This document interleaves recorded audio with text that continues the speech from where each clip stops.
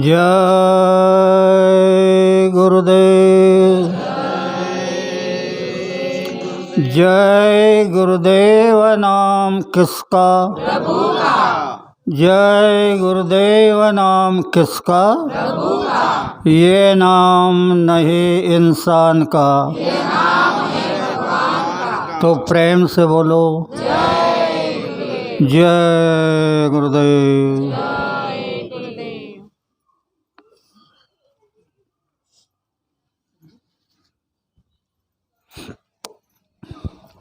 सबसे पहले योग परिवर्तक परम संत बाबा जय गुरुदेव जी महाराज, इनके चरणों में शत कोटि प्रणाम करता हूँ। साथ ही साथ जिसने यह त्रिलोक की रचना बनाई उस ईश्वर को प्रणाम, उनके दृश्य अदृश्य शक्तियों को प्रणाम, और यहाँ पर उपस्थित इस गांव के सभी सज्जन भाई और बहनें, काफिला रैली में चलने वाले सत्संगी भाई और बहनें, सबको प्यार भरा जय गुरुदेव। प्रेमियों, समय बहुत नज़दीक आ रहा है। गुरु महाराज ने कहा कि दिल में हमारे दर्द है तुम्हारा, सुने तो जाओ संदेशा हमारा। तुम्हारे लिए हमने जलसे रचाए, गली गली में पर्चे बटाए, फिर भी नहीं समझे तो भाग्य तुम्हारा।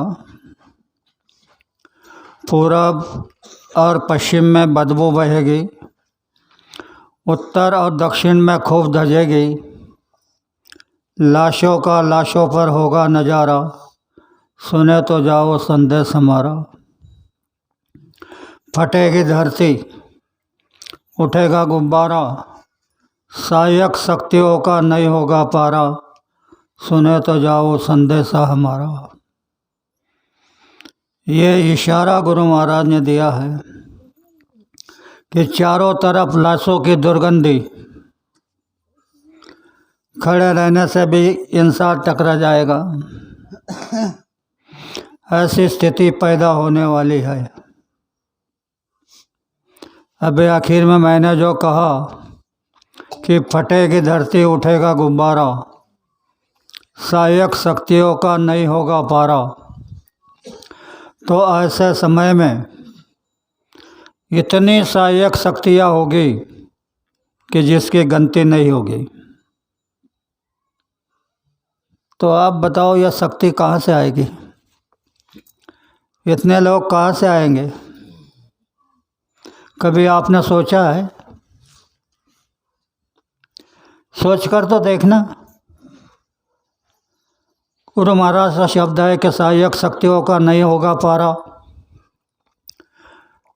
तो इन्हीं सत्संगियों में से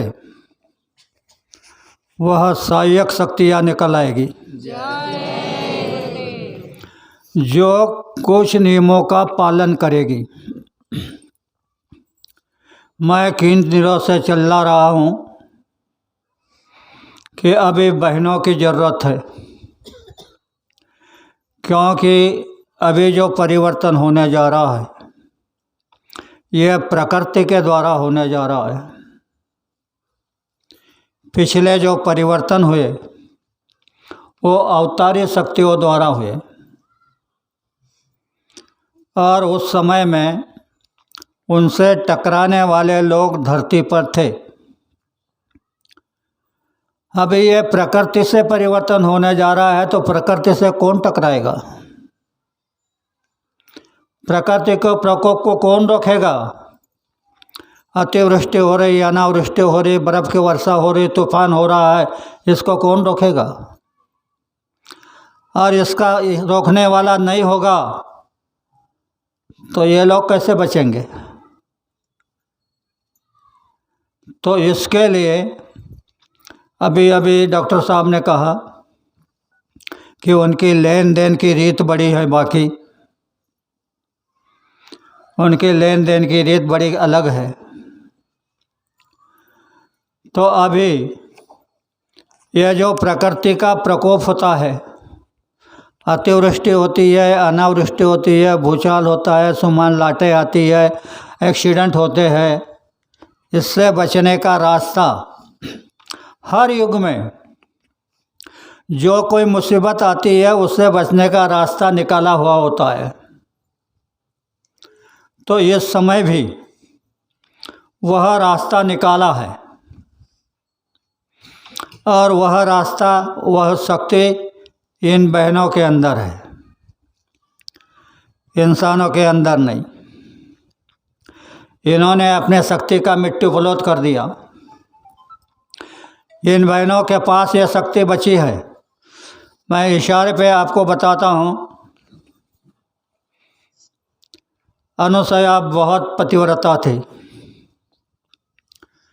तीनों देवियों ने सोचा इसके पातिव्रत से यह हमसे आगे निकल जाएगी।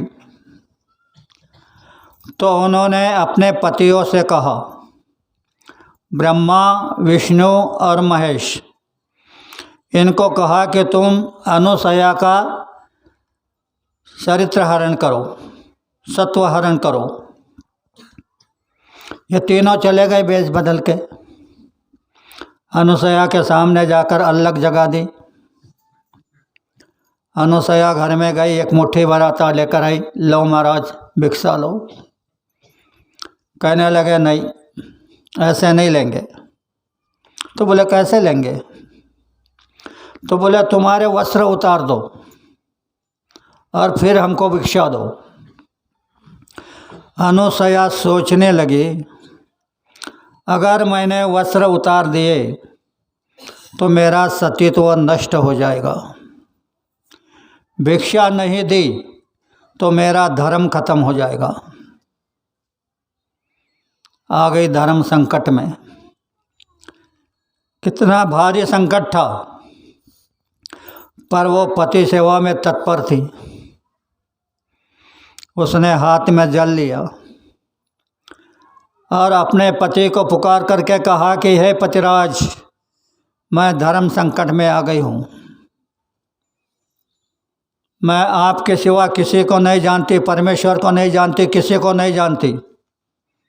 तुम ही मेरे परमेश्वर हो, तो मेरी लाश को बचा लो। लिया जल और छिड़क दिया तीनों के ऊपर। आप सभी जानते हो, तीनों देवता छोटे छोटे बच्चे हो गए। तीनों को वस्त्र उतार करके स्तनपान करा दिया, पालने में डाल दिया। तीनों देवियाँ अनुसया के पास अपने पतियों को वापस लेने के लिए आई। कहने लगी, माता जी, हमारे पतियों को वापस कर दो। अनुसया ने कहा, बाहर पालने में पड़े हैं, तुम्हारे पति को उठा लो। तीनों देवियाँ गई। लक्ष्मी उठाने लगे विष्णु को, तो ब्रह्मा को उठा लिया। सावित्री ब्रह्मा को उठाने गई तो विष्णु को उठा लिया। और दुर्गा शिव जी को उठाने गई तो ब्रह्मा जी को उठा लिया। यानो तीनों का सतीत्व नष्ट हो गया, दूसरे के पति को उठा लिया। खूब लाचार हो गई। फिर अनुसया के पास गई। कहने लगे, माता जी, यह तुम्हारे बच्चे हैं तो हम आपकी बहू है,